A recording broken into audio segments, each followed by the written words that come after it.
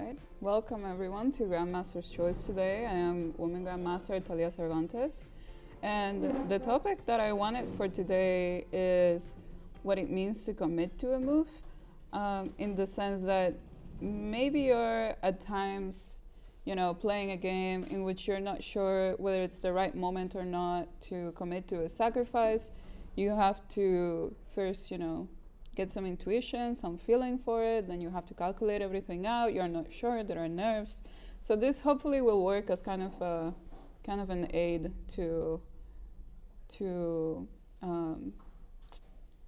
go through the game of chess and sacrifices. And I have planned two examples today. The first one is kind of the successful kind. What happens, when you properly calculate out a sacrifice. So maybe some people are familiar with this position, especially after Queen to E8. It is a very famous example from a game between Garry Kasparov and Anatoly Karpov from 1990, right? And maybe some of you are familiar because there is a very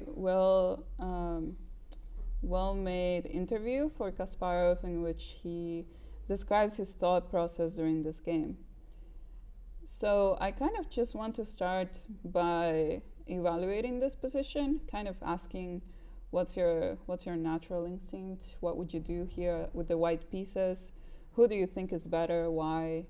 Kind of like a quick overview to get a feel for the position.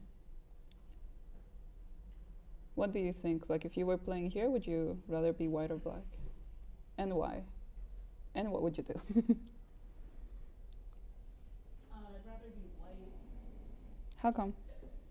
Because the bishops are really pointed towards black's king. My pieces are sort of pointed in that general direction. Mm-hmm. I don't know. I guess if there's no attack, then it could be very scary with the c-pawn, but Yeah, for sure you have to count on the attack here, right? yeah. I feel like it could maybe get a little bit scary for white with some pressure on the e-file and, as you said, the passed c-pawn that black has. But at the same time, we do have the two bishops, and if you think about it, not only do we have the two bishops, but all of our pieces are well placed, right? Like our knight on g4 is on the king side. Our other knight is also on the king side, on the center, looking towards the king side. This rook right here has some potential, maybe on the g7 square with the help of this b2 bishop. This rook on the e-file, there can be some tactics in the future involving that. This queen can get into the game in the future where it is, in this diagonal or another way. So for sure, it does look like white's pieces are well placed. The question is how can we execute a threat here? Well, the g-pawn is pinned, so I mean, knight h6 deflects the rook and then opens the e-file. Then I have another discovery with the e-knight.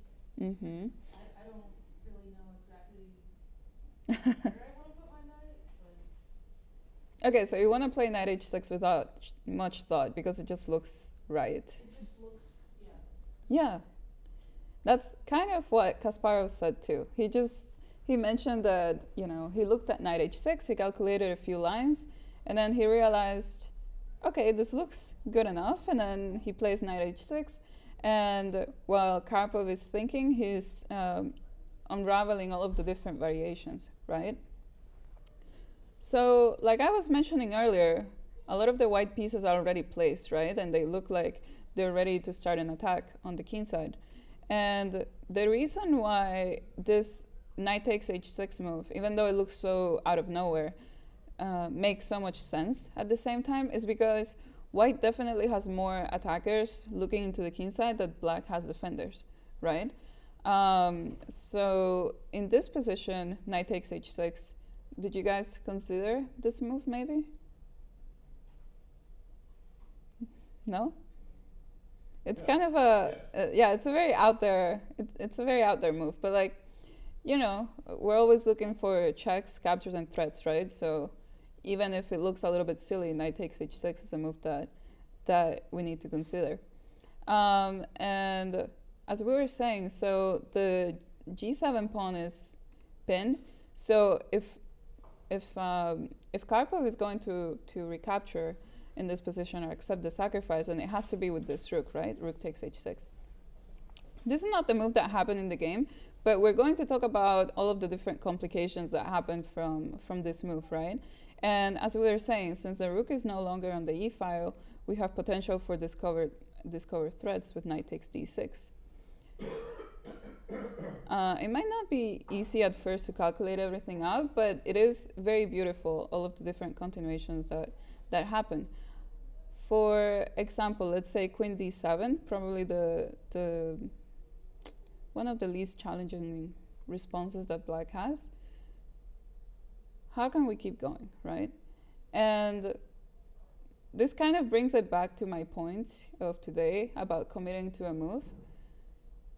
Once you play knight takes h6, there's no way back, right? Like, you are already in a position where you sacrifice the knight. You are trying to prove that you have enough attack, enough compensation for the piece, that you're going to basically either checkmate your opponent or get all of the material back, right? So you're in that position to prove things now. And that's where you may mix your original intuition with calculation. So now it's your time to prove why something like this would be good. So queen to d7, how can we keep adding pressure and bringing pieces into the attack?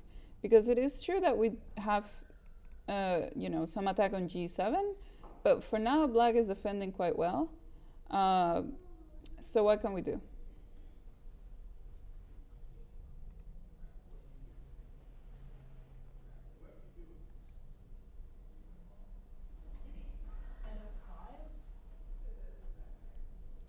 I think knight f5 does make sense because you're putting pressure on this too.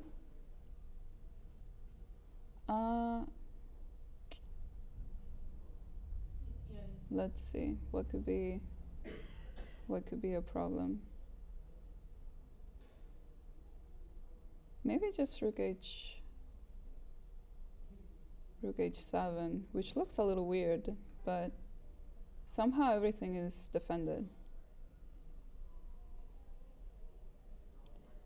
The knight on d6 is not necessarily a bad place, right? Obviously, it's under a lot of attack with the bishop and the queen, but at the same time,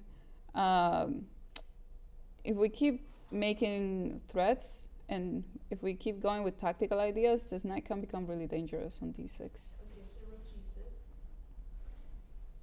Rook g6. Okay, so you want to do like takes, and then queen h5. Or just it takes queen h5. Oh, of course, yeah. Okay. Let's see. Maybe I have time.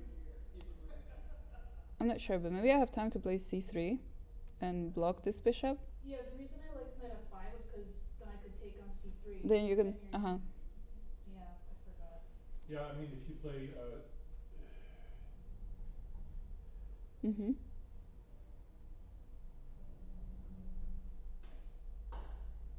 Like a move in this position or before?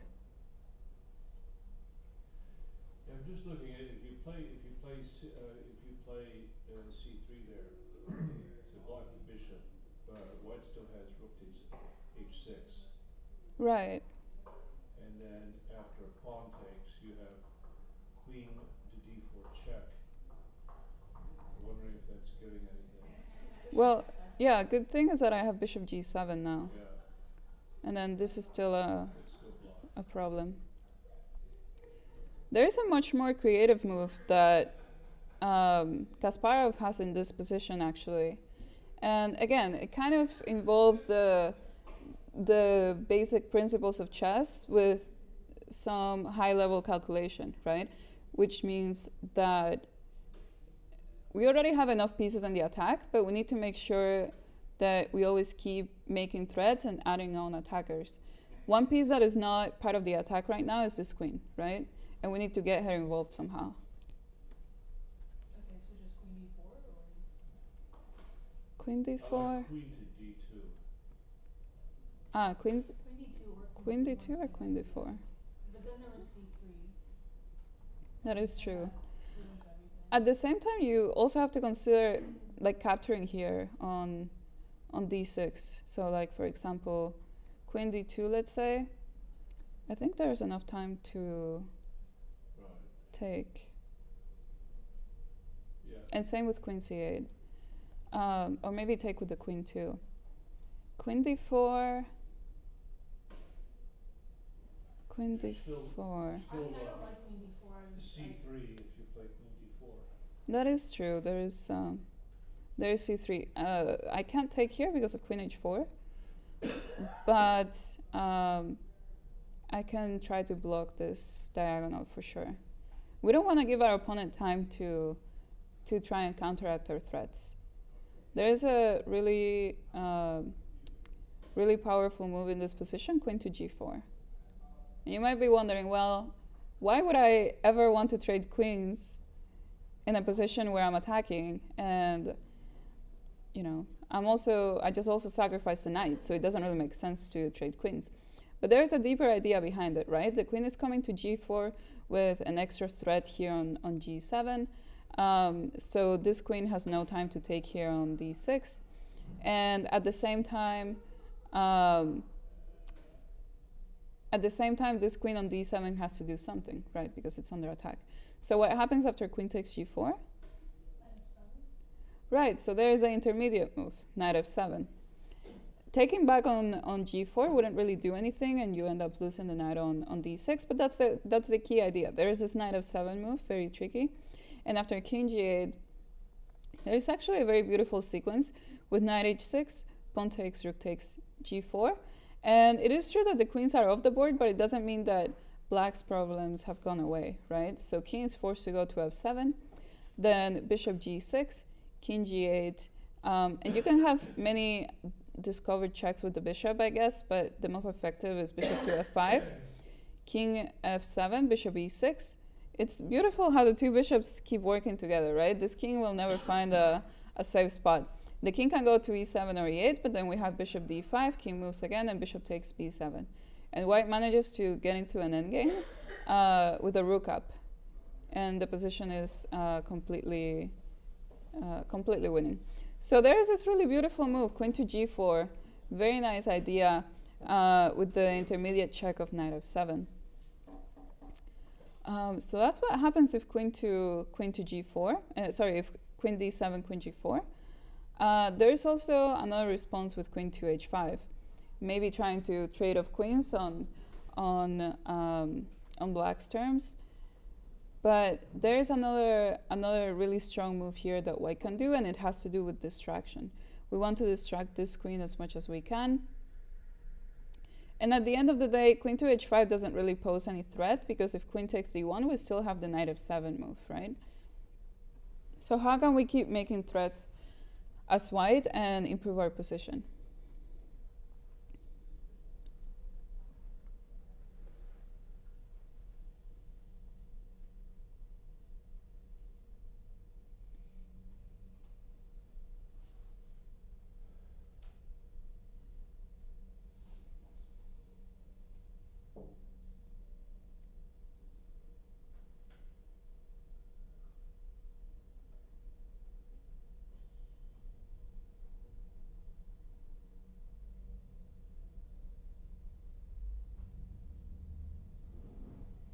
And like I said, there is a really famous interview of Kasparov going over this game and explaining his thought process, and it's just very beautiful to see, because you can tell that the guy loves chess just by the way that he, obviously, you know, he was a world champion, perhaps best player ever, so clearly he had to love chess.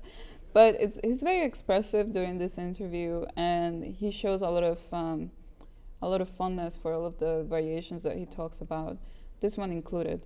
So what could be a really strong move here for white?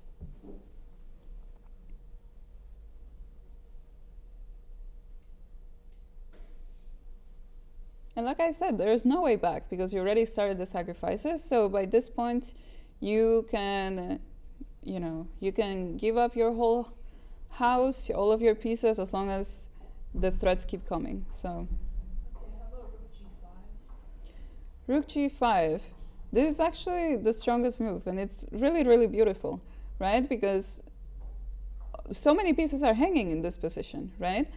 The knight on d6, the rook on g5, the queen on d1. There can be so many captures, and rook to g5 is a very, very nice way to continue. Because like we said, if queen takes d1, then there's nothing to worry about. There's the same knight f7, and knight takes.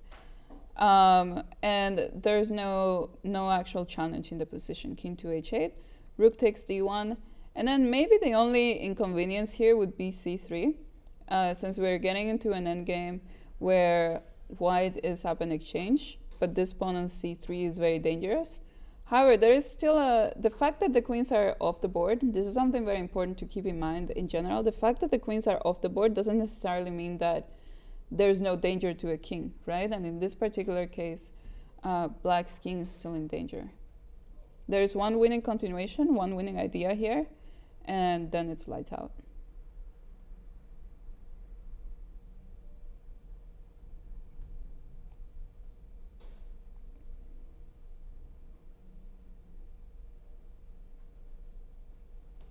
Especially when the material is being traded down, or you have a material advantage, or you're getting into an endgame even, you always want to make sure that you keep the initiative, right? That you keep threats in the position.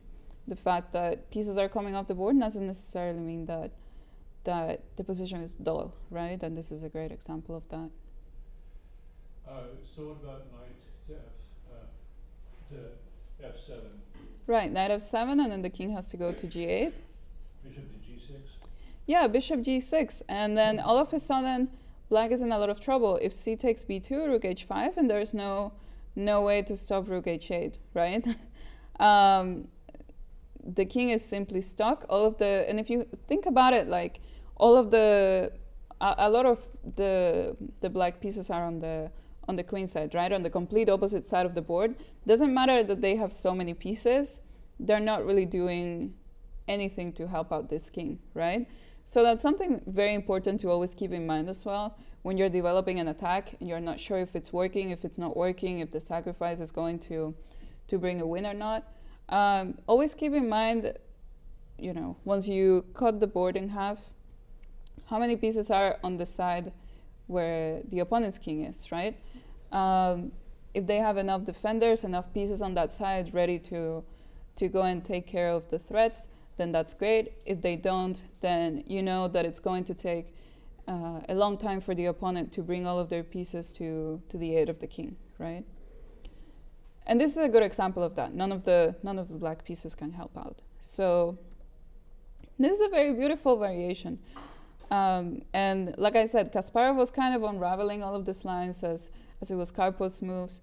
And the whole sacrifice in general is extremely beautiful, not just this particular line. So after knight takes d6, there is one last variation that I want to go over, which is queen takes e1. What happens if black decides to give up the queen to try and minimize some of the danger, get enough material for the queen, and get rid of the main attackers. However, this is not really the case. The attack cannot be slowed down. Queen takes e1. And then after rook takes d6, because the bishop cannot move, it's stuck defending g7. There's queen to e4. And after knight d3, there's a very beautiful takes, queen to h4, king to g8. And again, this is going to be another key example of what it means to have a lot of pieces, but none of them being able to help. Bishop takes g7, another sacrifice, king g7, and queen to g4. And it is impressive, but no piece can defend g7, right? There's no rook a7 trying to defend from far away in the file. There's no rook d7 because of queen takes d7. This knight, this bishop, there's no way that they can help. It's incredible, but black doesn't have any piece that can help their king, right? It's just so lonely on one side of the board. The fact that there is a pawn on d3 doesn't mean anything because the king is going to get mated. So this is completely winning for white, as it is impossible to defend g7. So yeah, like I said, these examples bring a lot of the very basic principles of chess, right? Like always make sure that your king is well protected, have your pieces coordinated. And if you're on the attacking side, then of course you want to make sure that you have more attackers than defenders in a position. You want to make sure that your heavy pieces are in the attack, right? You want to open up the files where the opponent's king is, right? All of the very basic concepts, but we see them being executed in a very masterful way, right? And this is Kasparov we're talking about, right? So the guy is basically a machine. So this is kind of what happens if Karpov decides to accept the sacrifice with rook takes h6. However, in the game, probably he was going through all of these different lines, decided not to take on h6, but at least try to pose some challenges to the white position instead of handing the initiative straight into white's hands. And he decided to play with c3. He decided to play with c3 in this position. But thankfully, white has enough time to take care of all of the threats. He actually decided to play knight to f5, just bring the knight back. C takes b2, and now queen to g4. The pressure keeps on coming. There's a lot of pieces attacking here on g7. There are ideas, for example, of queen h4 and knight g5. Obviously, you have to deal with this, but it's not a huge problem. The bishop, even though the knights are in the way, the bishop's still looking into the long diagonal. And like I said, a lot of the black pieces are on the opposite side of the board, so it's really hard for them to get to the defense of the king in time. Bishop to c8 is a move that was played by Karpov, and after queen to h4, rook to h6, trying to at least give up some material to defend. For example, if king to g8. There is a very beautiful move here that white can do, just to get rid of any threats before they decide to go for checkmate.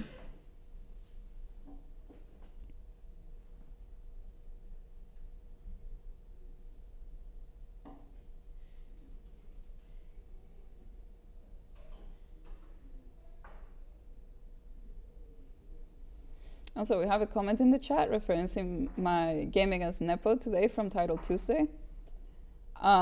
Today is one of the best days ever. I'm very happy because I happened to play Jan Nepomniachtchi in Title Tuesday in round 1, and I made a draw. I was playing from my classroom, philosophy class. I was playing with my touchpad. I didn't have my mouse or anything. And to be fair, my accuracy wasn't very high, but still, a draw is a draw. And it's been a very happy day. I've been smiling all day. It's yeah. Let's not jinx it, of course, but it's a good day. So, yeah. My game was too bad, so I couldn't show it today. It was there were a lot of inaccuracies, so that couldn't have been my topic. But yeah. I'm sure Kasparov is a better example than I am. So. I want to play King h2, yeah? What a silly little move, but at the same time so strong. The idea is simply knight g5. There's no way to stop it. As long as you play knight g5 and rook takes c1 doesn't come with a check, it's ideal, right? So king h2, simply prophylaxis, and now there's nothing that black can do, right? Knight g5 is coming, checkmate is coming. Rook takes c1 doesn't have a check, so g6 maybe can be a try, but after knight to g5, there are too many threats going on, right? Like rook a7, for example, but after knight takes, bishop takes, knight h6, the position is just collapsing completely. Again, too many pieces on the other side. There's a pawn on b2, but it's nowhere near promoting, right? So that's what happens if king to g8. Maybe that's why Karpov decided to play rook to h6, thinking that maybe after knight takes h6, pawn takes, somehow there is no immediate threat, right? Sometimes when defending, you can really give your opponent the possibility of getting back some of the material as long as you get rid of all of the threats, and then with the remaining extra material that you have, you win the game. But in this position, the threats never stop, right?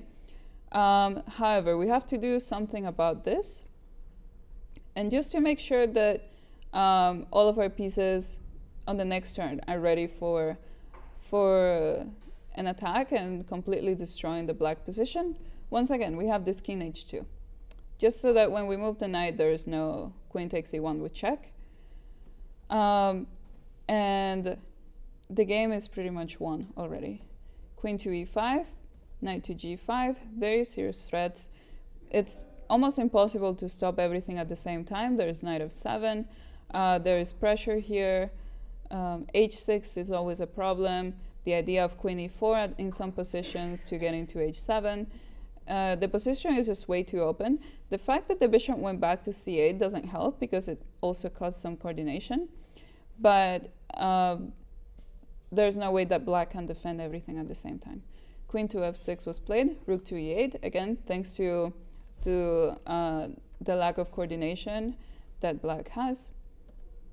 Bishop to f5, trying to ease the position a little bit. If rook takes a8, maybe bishop takes b1, you get rid of the bigger threats, and then this pawn does become a problem. But here, once again, Kasparov plays like Kasparov and gives us a beautiful combination.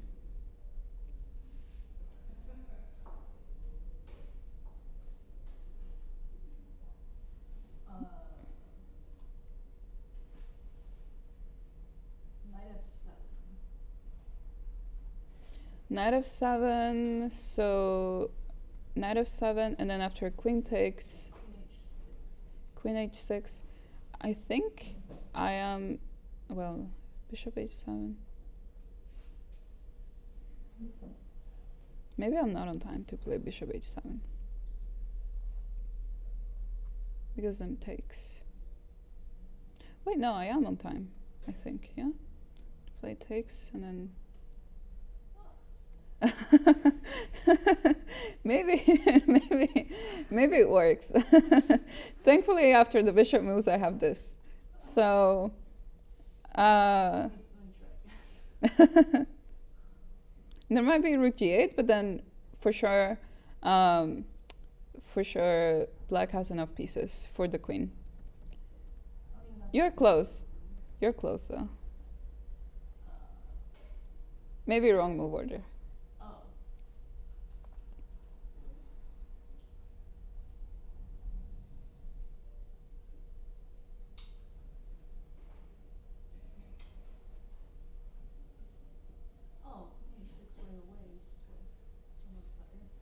Queen h6, right? What a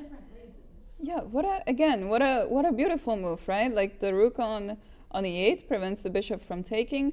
The only option is to recapture with this queen, but this queen on f6 is very overworked, right?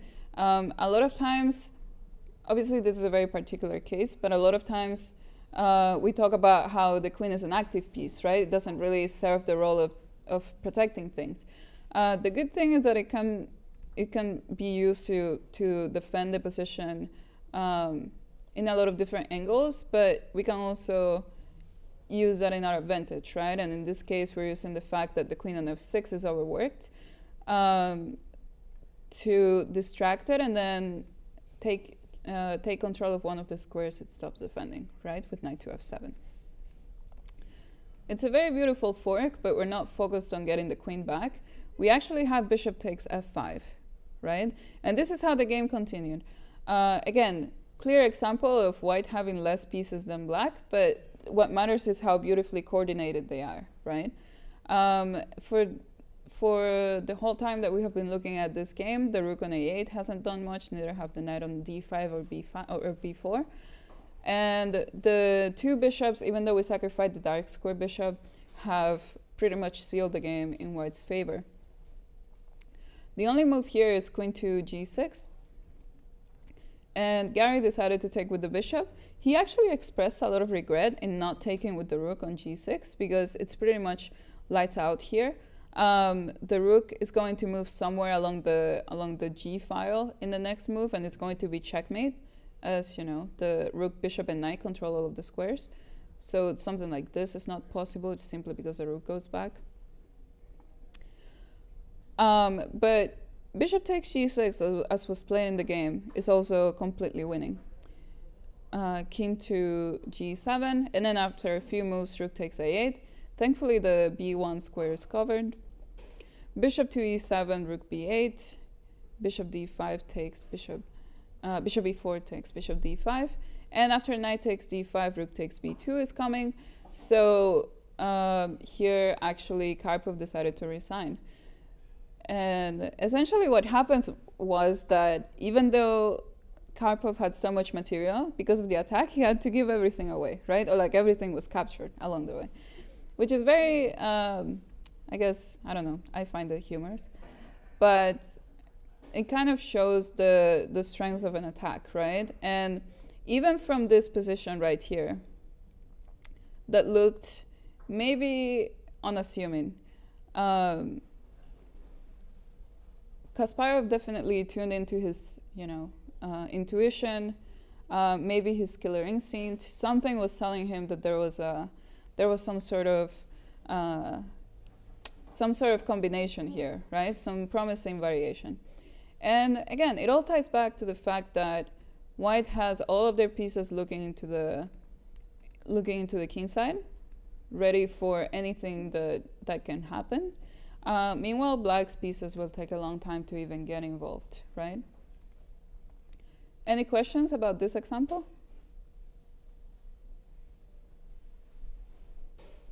Again, just pretty much showing the beauty of Kasparov's play, right? And then a lot of times you're looking at games like this, games from world champions, and you're thinking, wow, it's such a beautiful flow. Like all of the moves make so much sense. When the world champions do it, the ideas just keep on flowing. I get so inspired. That's great. I want to play like them. But unfortunately, reality is a little bit harsher. And playing like Kasparov can be very, very difficult. And that's what I want to get on with the next game. So we just saw how Kasparov executed a very wonderful attack. The move knight takes h6 was more intuitive than, pure calculation. Now we have a similar example. This position right here after queen to b7. This is actually a game of mine from 2022. I've briefly shown this example before. I don't know if I've done that on stream. But it's from the 2022 US Women's Championship. This was a very, very good tournament for me. And this game, gave me some confidence as well. And we have a right to this position in the game. I felt very happy with my current position with the white pieces.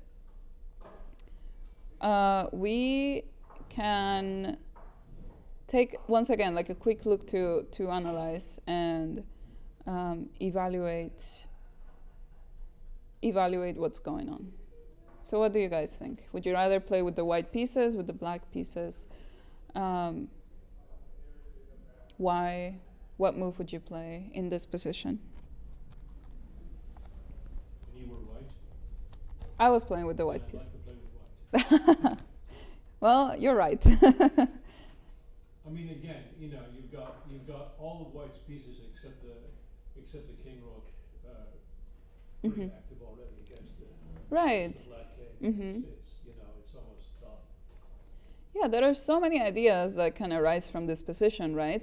And again, if you divide the board in half, you have the queen on b7, which is relatively far away from the action on the king side.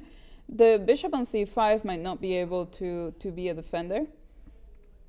This rook on a8, this rook on f8 maybe works as a blockade, actually, preventing the king from escaping.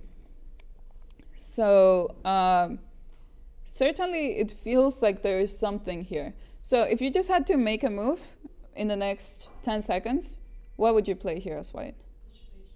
Yeah, without even thinking about it, right? Bishop takes h6. It makes so much sense.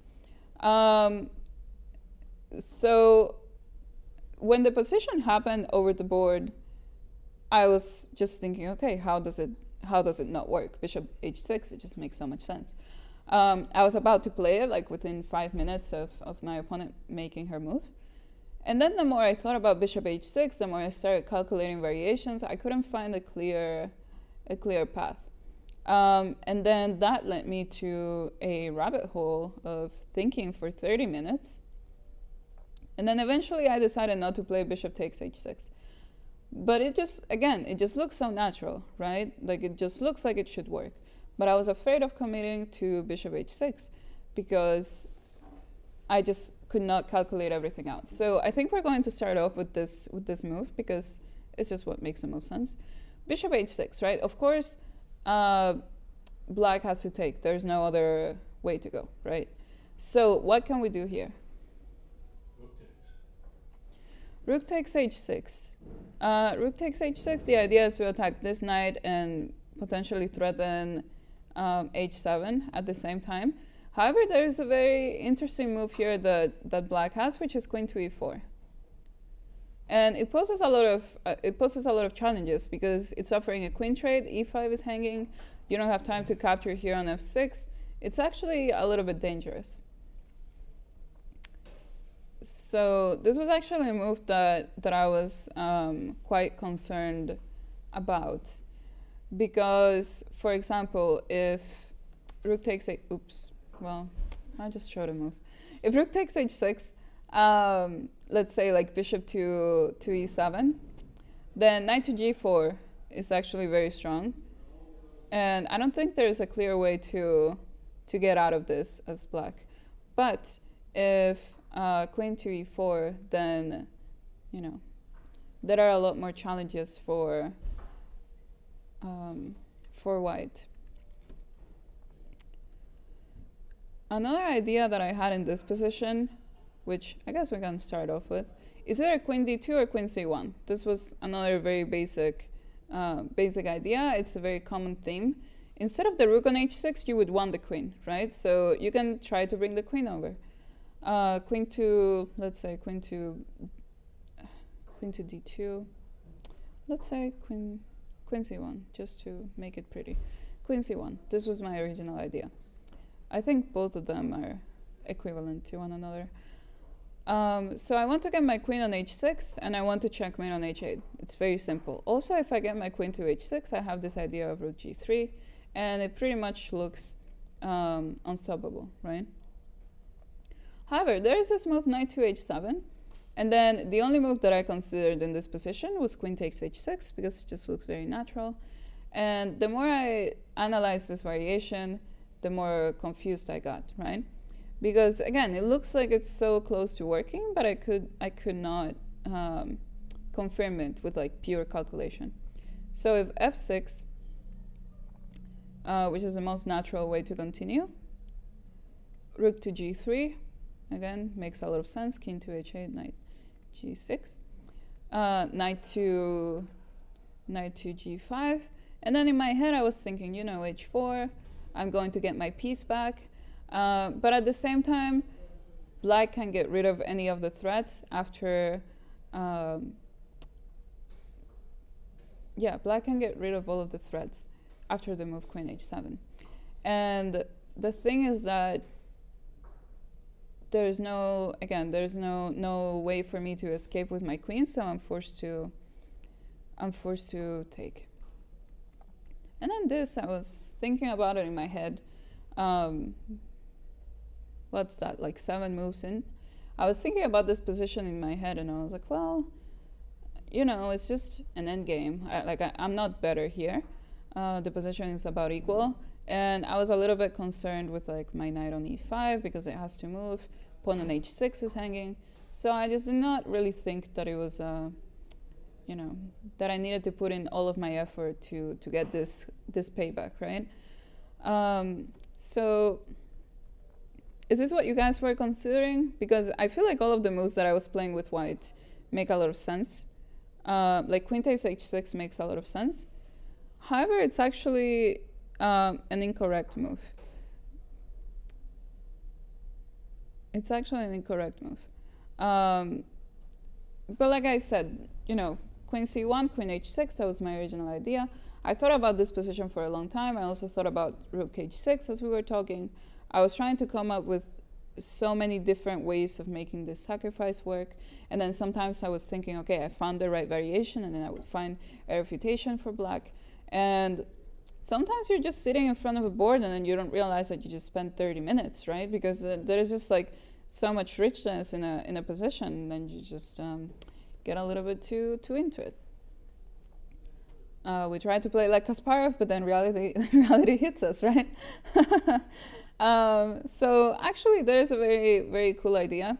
Queen c1 and queen d2 are still winning, but they only win when you mix it with a different idea, which is the move that I accidentally showed, which is b4, right? And you might be thinking, what is b4? This has nothing to do with anything.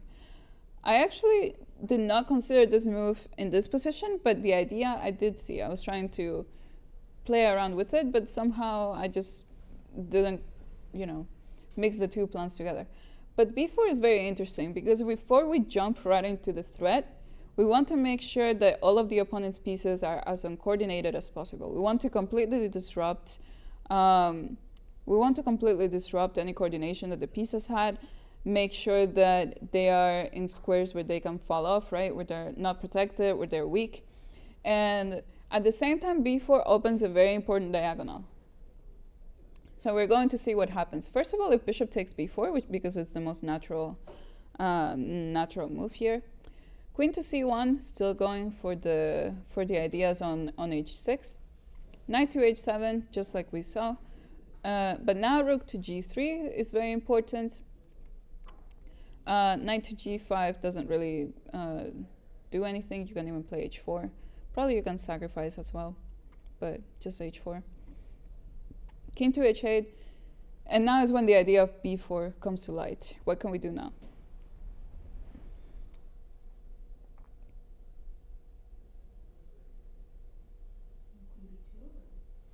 Yeah, queen to b2. Queen to h6 unfortunately doesn't work because of rook g8. But queen to b2, and there's really no way to stop all of the threats, right? There's this discover check idea with knight f7 or knight g6. Knight f7 a little bit better, of course, but still. There's this discover idea. We're attacking the bishop on b4, right, which is loose. It doesn't have any. Any defender, like as opposed to when it was on c5, right? And you know, we're using the fact again. If you just look at this position, like from above, or like, you know, just look at this position from outside the game itself. All of the black pieces are really awkwardly placed, right? So the two rooks are not doing much. The bishop is randomly here on b4. There's a knight on h7. Queen on b7 can't contribute to anything because she's also on light squares. So it's hard to even protect the diagonal or anything. The bishop is on the opposite side of the board. If the bishop was on f6, then black would be fine. But there's really no defense here anymore for black. You can maybe try to play f6 if you want to, but then knight g6 takes with check, so you're forced to take with the king, and then queen takes b4, right? Utilizing the fact that, again, all of the pieces were very loose. So the only way to win with this bishop takes h6 sacrifice is if you combine those two ideas. So what happens if we don't play bishop takes b4? If black doesn't play bishop takes b4. Bishop to d6 is another move. And then it's still not very easy to figure out what to do. Queen to c1 is the best continuation. If knight h7, then the position just collapses. There's queen takes h6 and too much going on. f6 through g3, and then this is deadly. But bishop takes e5 is kind of the main continuation. Again, black is just taking everything. Queen takes h6, and very strong move knight to h5 to at least disrupt the file for one more turn. Queen takes h5, f5, and at least you have the bishop covering h8. Sorry, bishop covering h8, and then the queen covering along the 7th rank, right? Somehow it almost looked like black actually managed to defend and get their pieces involved. But there is only one winning move here for white.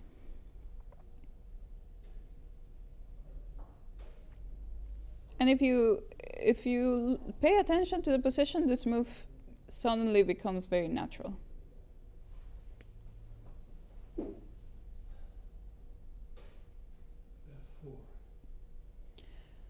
F4 does make sense, but it does give a turn to black to play something like bishop to d4, right? And if there is a check, then the king has to move, and then maybe in the next turn they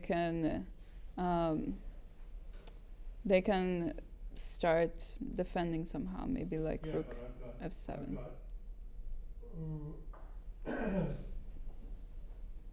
It's not so clear.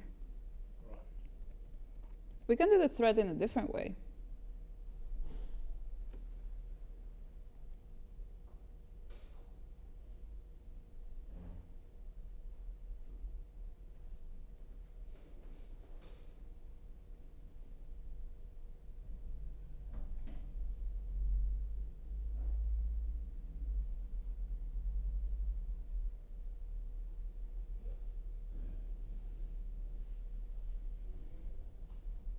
How many people here know that you drew Nepo today? Well, thanks. But yeah, actually, good suggestion in the chat. Rook to e1. And this makes a lot of sense, right? Because the one piece that wasn't part of the game is all of a sudden getting involved, right? It's putting pressure onto this bishop. The pawn on e6 is hanging behind it. And then you even have ideas of rook e3, rook g3, right? So this... You know, again, on principle, it makes sense. You just need to back it up with calculation, which is the hard part.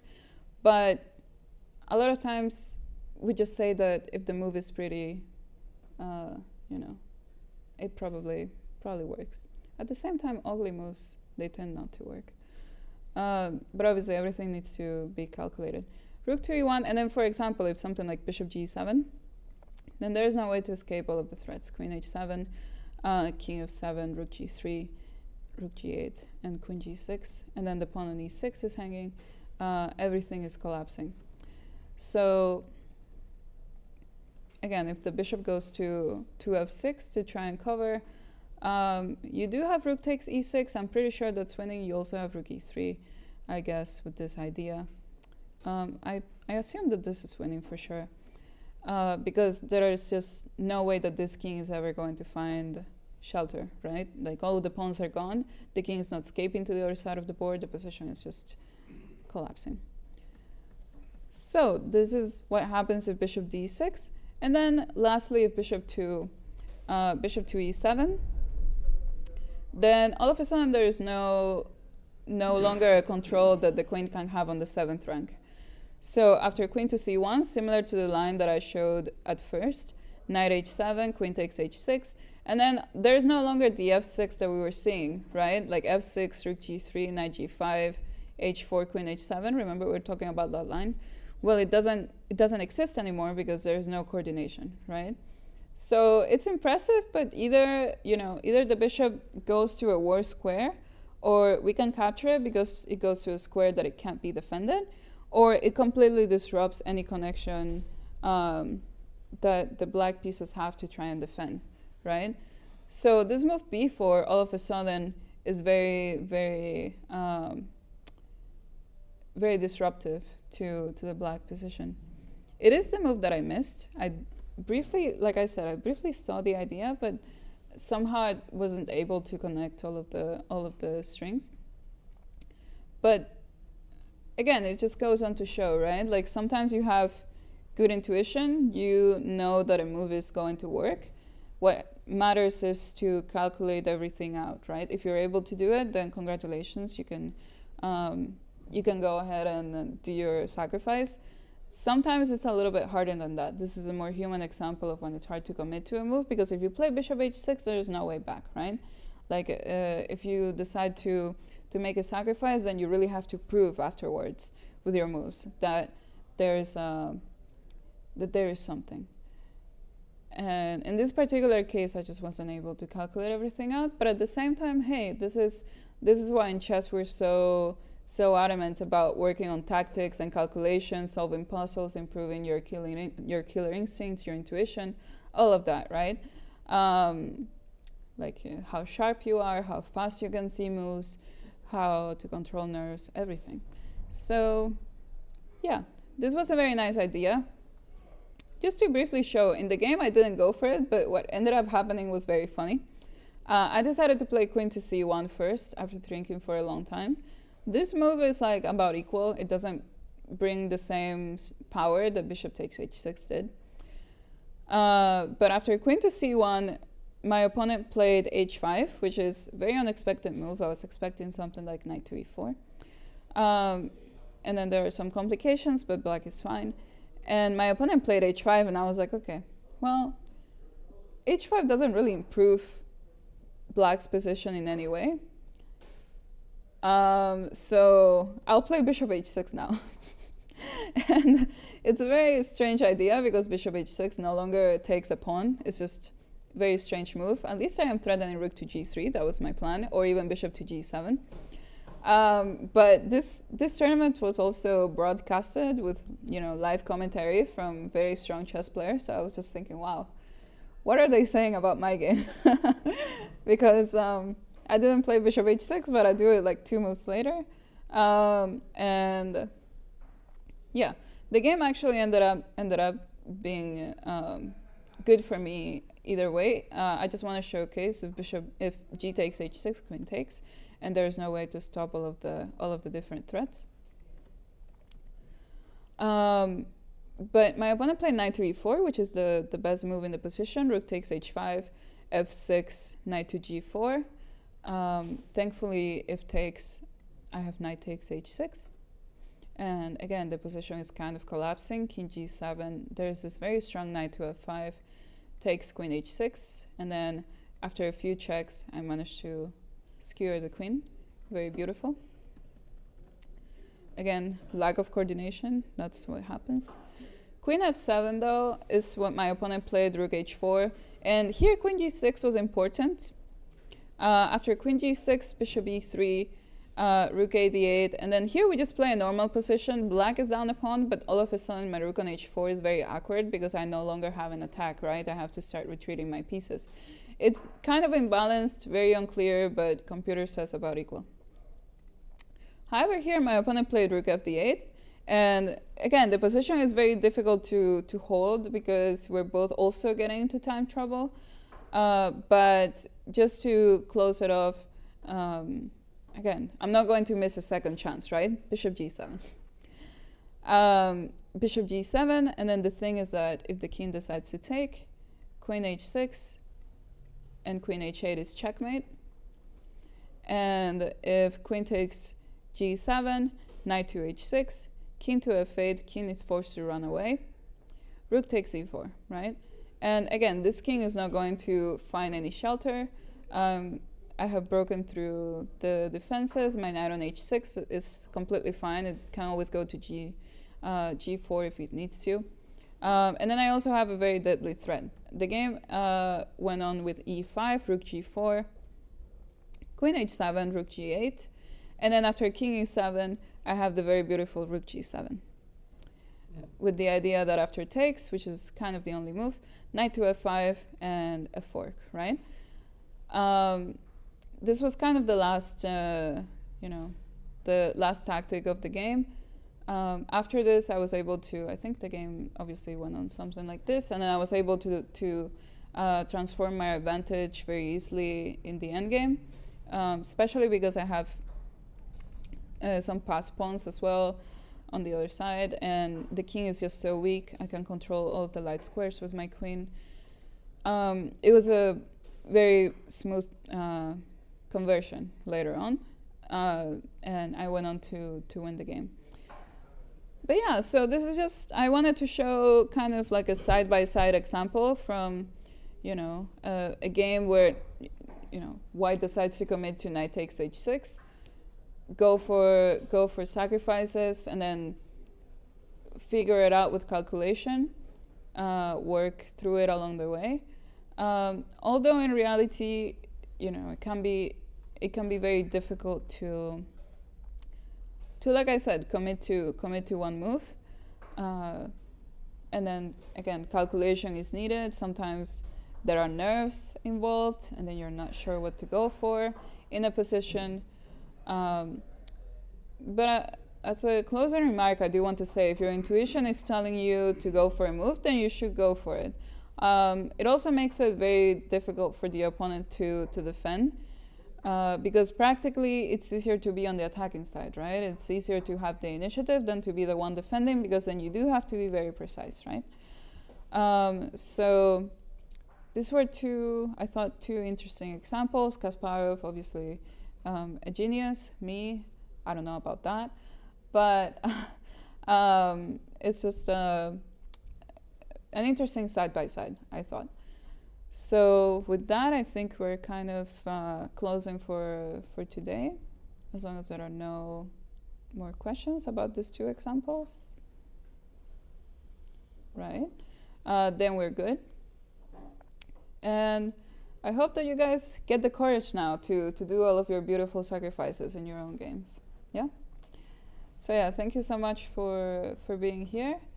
Thanks to all of the people that watch online. Are we ending the stream?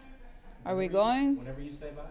Okay, I guess we're ending. Bye-bye. Thank you so much. Yeah, thank you.